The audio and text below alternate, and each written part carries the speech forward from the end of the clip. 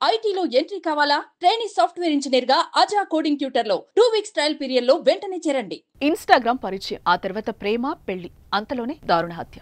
గత నెల ఇంటి నుంచి వెళ్లిపోయిన ఓ బాలిక కోసం గాలిస్తూ ఉండగా తాజాగా మృతదేహం లభ్యమైంది. ఇంతటి దారుణానికి కొడిగట్టింది నమ్మిన వాడే కావటం ఆశ్చర్యంగా ఉంది. అతని కోసం తల్లిదండ్రులను కాదని కుటుంబ పరువును సైతం పక్కన పెట్టి బయటకొస్తే నమ్మిన వాడే నమ్మక ద్రోహం చేశాడు. సైకోలా మారి ప్రాణాలు తీసుకున్నాడు.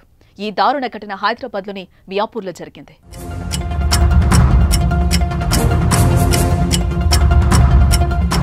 మియాపూర్ టీఎన్ నగర్ కు చెందిన దంపతుల కుమార్తె ఇంటర్ పూర్తి చేసి ఖాళీగా ఉంటుంది. 7 నెలల క్రితం ఆమెకి ఇన్‌స్టాగ్రామ్ లో ఉప్పుగూడకు చెందిన బ్యాండ్ వాయించే విఘ్నేష్ అలియాస్ చింటూతో పరిచయం ఏర్పడింది. ఆ పరిచయం కాస్త ప్రేమగా మారింది. దీంతో అక్టోబర్ 20న ఆమె ఇల్లు వదిలి ఉప్పుగూడ వెళ్లింది. చింటూ ఛత్రినాకలోని హనుమాన్ నగర్ లో ఉండే తన స్నేహితుడు మీర్పేటకు చెందిన సాకేత్ ఇంటికి బాలికను తీసుకెళ్లాడు. అయితే స్నేహితుడు సాకేత్ కు అప్పటికే వివాహమైంది. ఇల్లు చిన్నదవడంతో నలుగురు ఉండడం సాధ్యం కాలేదు. దీంతో అందరూ మీర్పేటలోని శ్రీదత్త నగర్ లో ఓ ఇంటిని అద్దెకు తీసుకున్నారు. బాలిక తన స్నేహితులతో ఉంటున్నానని తల్లి సోదరికి సమాచారం ఇచ్చింది.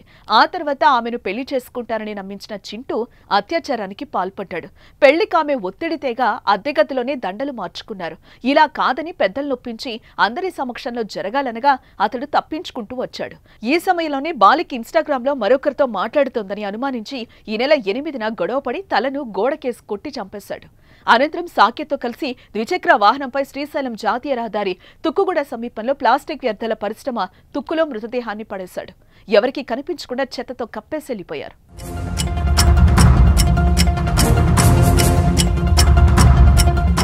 ఇక ఈ నెల 8 వరకు బాలిక తరచూ తల్లితో ఫోన్లో మాట్లాడేది. తర్వాత ఫోన్ స్విచ్ ఆఫ్ అయింది. చింటూ ఆమె తల్లిదండ్రులకు ఫోన్ చేసి బాలిక తన దగ్గర లేదని, ఫోన్ పనిచేయట్లేదు, మీ ఇంటికి వచ్చిందా అని అడిగాడు. 2 రోజులు గడిచిన కుమార్తె రాకపోవడంతో తల్లిదండ్రులు 10న మియాపూర్ పోలీసులకు ఫిర్యాదు చేశారు.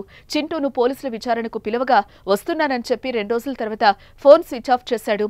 ఇంటికి వెళ్లి అదుపులోకి తీసుకుని ప్రశ్నించగా హత్య చేసినట్లుగా అంగీకరించాడు. మృతదేహం తరలించడానికి సహకరించిన సాకేత్, అతని భార్య కళ్యాణిని పోలీసులు అరెస్టు చేశారు.